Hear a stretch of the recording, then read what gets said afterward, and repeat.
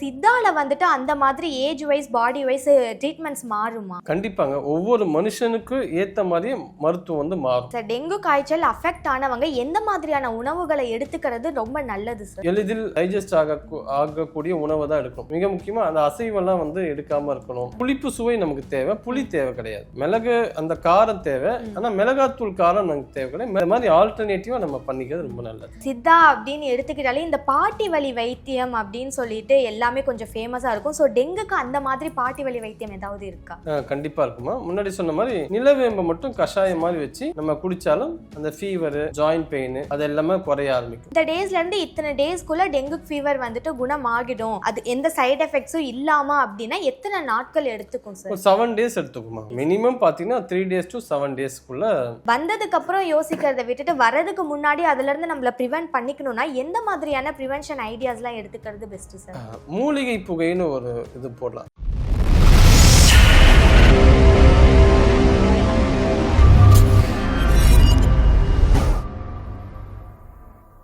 FT Health viewers எல்லாத்துக்கும் ஒரு பெரிய ஹாய். தினம் நீங்கள் வந்துட்டு ஹெல்த் ரிலேட்டடான பல இன்ஃபர்மேஷனை நம்ம சேனலில் பார்த்துட்டு இருப்பீங்க அப்படின்னு தெரியும். அந்த வகையில் இன்னைக்கு நம்ம கூட சித்த மருத்துவர் கலைவாணன் சார் தான் இருக்காரு. அவர்கிட்ட ஹெல்த் ரிலேட்டடாக இன்னும் பல தகவல்களை கேட்டு தெரிஞ்சுக்கலாம். வணக்கம் சார், எப்படி இருக்கீங்க சார்? ஓகே சார், இப்போ வந்துட்டு மழைக்காலம் ஸ்டார்ட் ஆயிடுச்சு அப்படின்னு சொல்லலாம். பல நோய்கள் வந்துட்டு இருக்கு. அதில் மெயினாக ஒரு விஷயம் டெங்கு காய்ச்சல் அப்படின்றது. ஸோ இப்போ இருக்க சுச்சுவேஷனில் டெங்கு காய்ச்சல் வருது அப்படின்னா அது எப்படி சார் தெரிஞ்சுக்கிறது? முன்னாடி வந்து ஒரு 50 வருஷத்துக்கு முன்னாடி டெங்கு காய்ச்சல் அதை பற்றியான விஷயங்கள் ரொம்ப குறைவாக தான் இருக்குது. இப்போ பார்த்தீங்கன்னா கடந்த ஒரு 20 வருஷமாக டெங்கு காய்ச்சல் வந்து ரொம்ப அதிகமாக பரவுது. முக்கியமாக இந்த வெப்பமண்டல நாடுகள் இருக்குது. குளோபல் வார்ம் வந்து அதிகமாகிட்டே இருக்கு இல்லையா, அதனால் வந்து இந்த கொசுக்களோட ஜாஸ்தியாக உற்பத்தி அதிகமாகிட்டு இருக்கு. மிக முக்கியமாக இந்த டெங்கு வைரஸ்னால தான் இந்த டெங்கு ஃபீவர் வருது. இந்த டெங்கு வைரஸ் வந்து கொசுவால் தான் வந்து பரப்பப்படுது. அதை மிக முக்கியமாக ஏடிஎஸ் அப்படின்னு ஒரு பெண் கொசுக்கள் தான் இதுக்கு வந்து மிக முக்கியமான காரணமாக இருக்கு. எப்போ வரும்னா மழை காலத்தில் வந்து அதிகமாக டெங்கு காய்ச்சல் வந்து மக்களுக்கு பரவுவதற்கான சூழ்நிலை இருக்கு. ஓகே சார், இப்போ டெங்கு காய்ச்சல் வந்துருச்சு அப்படின்னா இப்போ பலரும் வந்துட்டு நார்மல் ஃபீவர் தான் அப்படின்னு சொல்லிட்டு விட்டுறாங்க, ஆர் டெம்பரேச்சர் செக் பண்ணிட்டு வீட்டிலேயே இருந்துக்கிறாங்க. ஸோ டெங்கு ஃபீவர் அப்படின்றத நாம் ஐடென்டிஃபை பண்ணணும்னா எந்தெந்த மாதிரியான சிம்டம்ஸ்லாம் நமக்கு இருக்கும் சார்? டெங்கு ஃபீவர் வந்து எப்படி நம்ம ஐடென்டிஃபை பண்ணலாம்னா, பாடி பெயின் வந்து ரொம்ப சிவியராக இருக்கும். சாதாரணமாக வந்து வர ஃபீவருக்கும் இதுக்கும் என்னன்னா, ஃபீவர் விட்ட பிறகு தான் பாடி பெயின் இன்னும் அதிகமாக இருக்கும். இதில் வந்து நம்ம வந்து கெஸ் பண்ணலாம் இது வந்து இந்த மாதிரி டெங்கு காய்ச்சலாக இருக்கலான்ட்டு. வேறு என்ன சிம்டம்னா, பசி வந்து சுத்தமாக இருக்காது, பசி மந்தமாக இருக்கும், வாமிட்டிங் அதிகமாக இருக்கும். ஆமாம், அதே மாதிரி கொமற்ற சென்சேஷன் இருந்துக்கிட்டே இருக்கும். உடம்பு வந்து ரொம்ப பெயினாக இருக்கும். ஜாயிண்ட் பெயின்ஸ் வந்து இதில் வரத்துக்கு நிறைய வாய்ப்பு உண்டு. உடம்பே வந்து ரொம்ப அடித்து போட்ட மாதிரி இருக்கும். மனசும் பலவீனமாக இருக்கும், ஒரு உற்சாகமாக இருக்காது, ஒரு மாதிரி வந்து டிஸ்கம்ஃபர்ட்டாக ஃபீல் பண்ணும். இந்த மாதிரி நிறைய சிம்டம்ஸ் வந்து டெங்கு ஃபீவர் இருக்குங்கிறதுக்கு நிறைய விஷயங்கள் இருக்குது. ஓகே சார், இப்போது டெங்கு ஃபீவர் வந்துச்சு அப்படின்னா இங்கிலீஷ் மெடிசன்ஸ்லேயே வந்துட்டு 10 நாள் 15 நாள் வந்துட்டு தனியாக இருக்கணும், ப்ளஸ் வந்துட்டு ட்ரீட்மெண்ட்ஸ் எடுத்துக்கிட்டே இருக்கணும், அந்த மாதிரி நிறையா ப்ரொசீஜர்ஸ் இருக்குது. ஸோ சித்தால எந்த மாதிரியான ப்ரொசீஜர்ஸ் சார் டெங்கு காய்ச்சலுக்கு வந்துட்டு ஹேண்டில் பண்ணுறீங்க? டெங்கு அந்த பரப்புற கொசுக்கள் கடிச்ச பிறகு ஒரு 3லேருந்து 9 நாட்கள் அது வந்து ஒரு இன்குபேஷன் பீரியட்னு சொல்லுவாங்க. அந்த பீரியடில் என்ன ஆகுனா பிளேட்லெட்ஸ்லாம் குறைய ஆரம்பிக்கும். பிளேட்லெட்ஸ் குறைஞ்சா இன்னும் வந்து நோய் எதிர்ப்பு சக்தி ரொம்ப பலவீனமாயிடும். இன்னும் அவங்க வந்து ரொம்ப வீக் ஆகிடுவாங்க. பிளேட்லெட்ஸ் குறைஞ்சிடுச்சுன்னா இல்லை ரத்தம் எங்கேயாவது உறையும், இந்த மாதிரி நிறைய சிம்டம்ஸ் வந்து காட்டும் பிளேட்லெட்ஸ் குறைஞ்சா. அப்போ என்ன மாதிரியான மூலிகைகள் பயன்படுத்தலாம்? நிலவேம்பு, ஆடாத்தோட, சீந்தில், வேப்பிலை, இது எல்லாமே வந்து இயற்கை முறையிலேயே நமக்கு கிடைக்கக்கூடியது தான். இதை வந்து நம்ம வந்து கஷாயம் மாதிரி வச்சு குடிக்கலாம். மலைவேம்பு கூட இதுக்கு ரொம்ப நல்லா வேலை செய்யும். இதெல்லாம் என்ன பண்ணுன்னா உடம்புல இருக்க பித்தத்தை வந்து குறைக்கும், நோய் எதிர்ப்பு சக்தி அதிகப்படுத்தி இந்த டெங்கு வைரஸ் அந்த தீவிரம் அதிகமாகாம நமக்கு இதெல்லாம் ஹெல்ப் பண்ணும். ஓகே சார், இப்போது டெங்கு ஃபீவர் அப்படின்னாலே வந்துட்டு முன்னெல்லாம் ரொம்ப பயப்படுவாங்க, ஐயோ டெங்கு வந்துட்டாலே உயிருக்கு ரொம்ப ஆபத்து, ஸோ எதுவும் பண்ண முடியாது அப்படின்ட்டு இருந்தது. இப்போ வந்து டெங்கு அப்படின்னா ரொம்ப நார்மலைஸ் பண்ணிட்டாங்க. ஓகே டெங்கு ஃபீவர் தானே, ஒரு 10 நாள் ரெஸ்ட் எடுத்தால் சரியாயிடும், அந்த மாதிரி ஒரு நிலைக்கு வந்ததில் இப்போது நம்ம சித்தா மெடிசன்ஸ் அப்படின்னாலே அதுக்கு டைம் வந்துட்டு ரொம்ப அதிகமாக எடுத்துக்கும் சரியாகிறதுக்கு. யூஸ்வலாக நம்ம இங்கிலீஷ் மருந்து யூஸ் பண்ணுறதை விட சித்தாவில் வந்துட்டு டைம் அதிகமாக இருக்கும் அப்படின்னு சொல்லுவாங்க.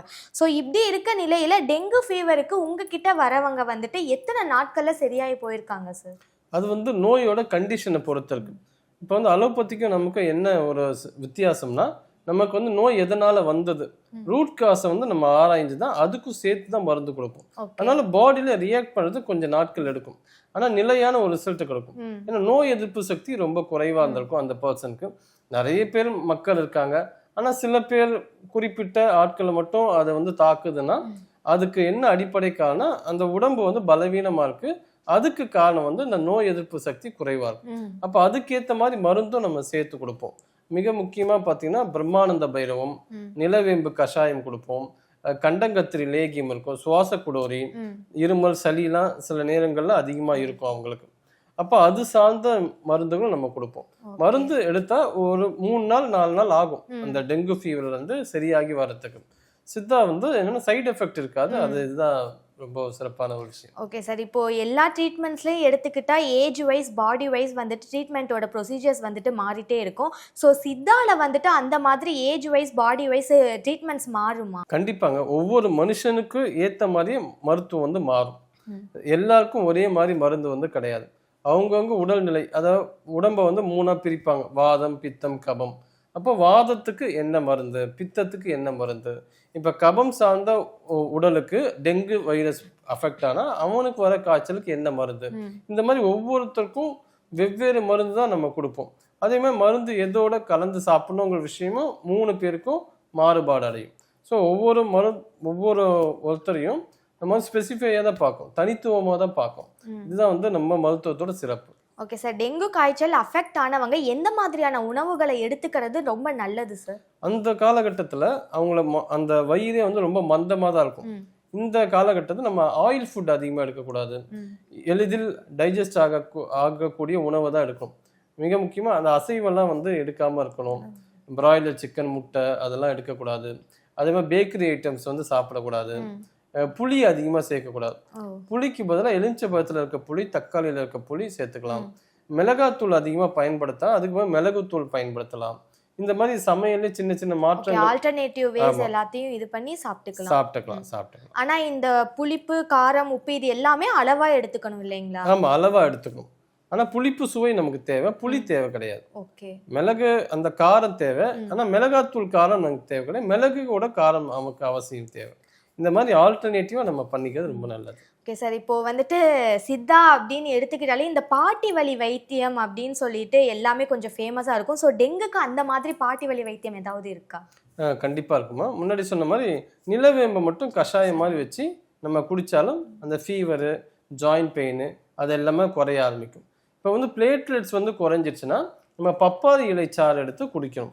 அது நம்ம தொடர்ந்து குடிச்சிட்டோம்னா பிளேட்லெட்ஸோட கவுண்ட் வந்து இன்க்ரீஸ் ஆகும். வேற என்னன்னா ஜீரக தண்ணி வந்து குடிக்கலாம். ஏன்னா அப்போ வந்து வயிறு வந்து ரொம்ப மந்தமா இருக்கும், அவங்களுக்கு ஜீரக தண்ணி குடிக்கலாம். வேற என்ன நம்ம பண்ணலாம்னா நம்ம வந்து இஞ்சி கஷாயம் குடிக்கலாம், மிளகு கஷாயம் வச்சு குடிக்கலாம். இது எல்லாமே வந்து நோய் எதிர்ப்பு சக்தி அதிகப்படுத்தக்கூடிய ஆற்றலை தரும். ஓகே சார், யூஸ்வலாக இந்த டேஸ்லேருந்து இத்தனை டேஸ்க்குள்ளே டெங்கு ஃபீவர் வந்துட்டு குணமாகிடும், அது எந்த சைட் எஃபெக்ட்ஸும் இல்லாமல் அப்படின்னா எத்தனை நாட்கள் எடுத்துக்கும் சார்? ஒரு 7 days எடுத்துக்குமா. 7 days மினிமம் பார்த்தீங்கன்னா 3 days to 7 daysக்குள்ளே சித்தால வந்து ரெகுலராக மெடிசன் எடுத்துக்கிட்டு அதுக்கேற்ற உணவு கட்டுப்பாடு ரொம்ப ரொம்ப அவசியம்.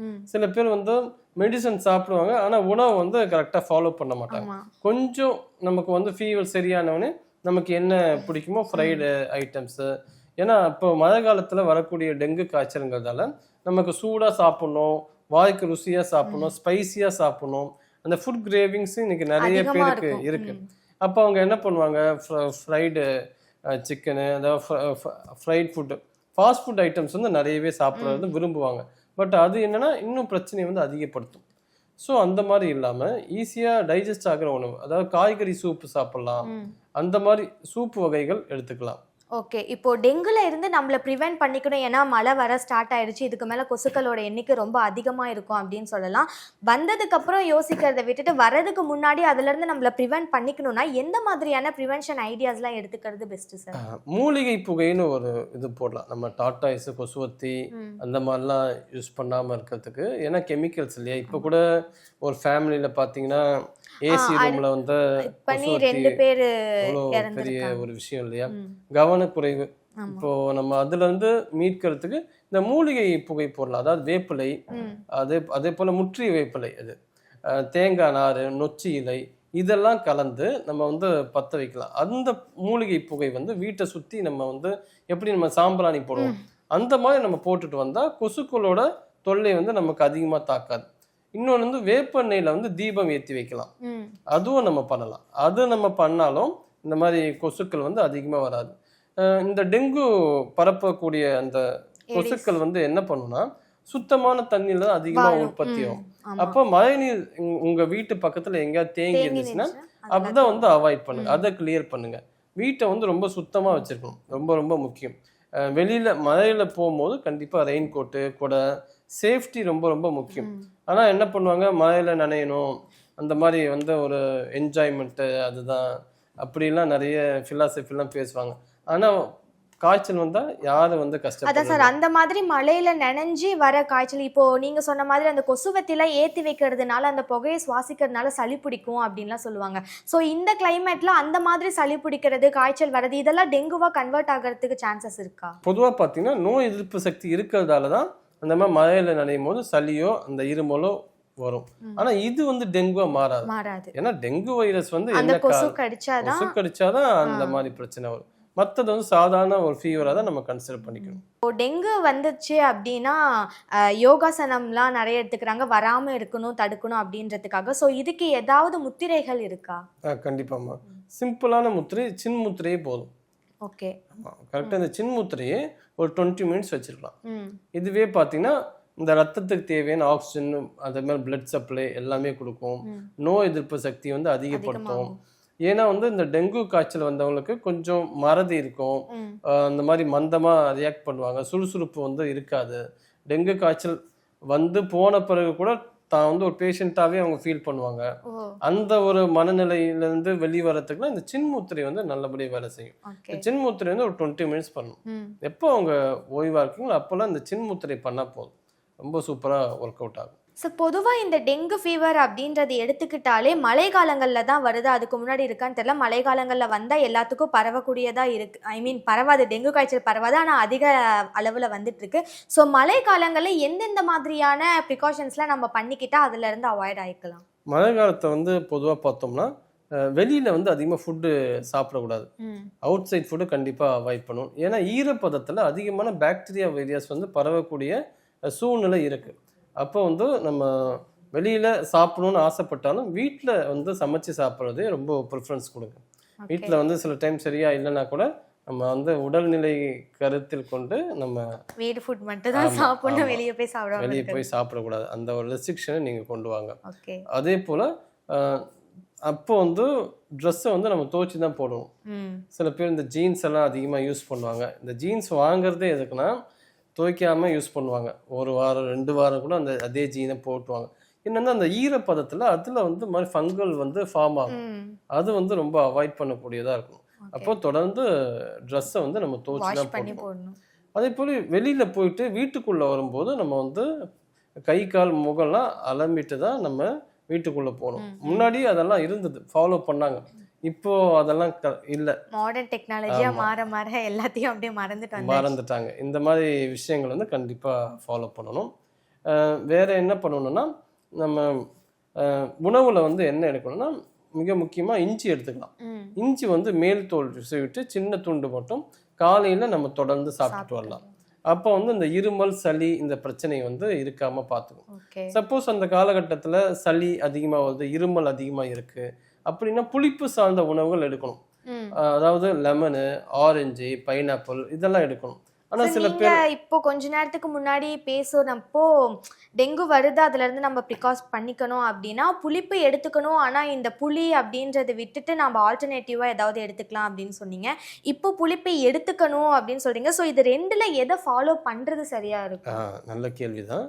புளிப்பு சுவைங்கிறது தேவை, புளி தேவை கிடையாது. ஓகே, இந்த ஒரு தெளிவு கண்டிப்பா நமக்கு வேணும். ஏன்னா புளிப்பு சுவை தான் உடம்புக்கு வந்து அத்தியான சில விஷயங்களை பண்ணுது. அது வந்து எது பண்ணுன்னா லெமன்ல இருக்க புளி தான் பண்ணுமே தவிர நம்ம வீட்டில் இருக்க யூஸ் பண்ற புளி என்ன பண்ணுன்னா ரத்தத்தை வந்து சுண்ட வைக்கும்.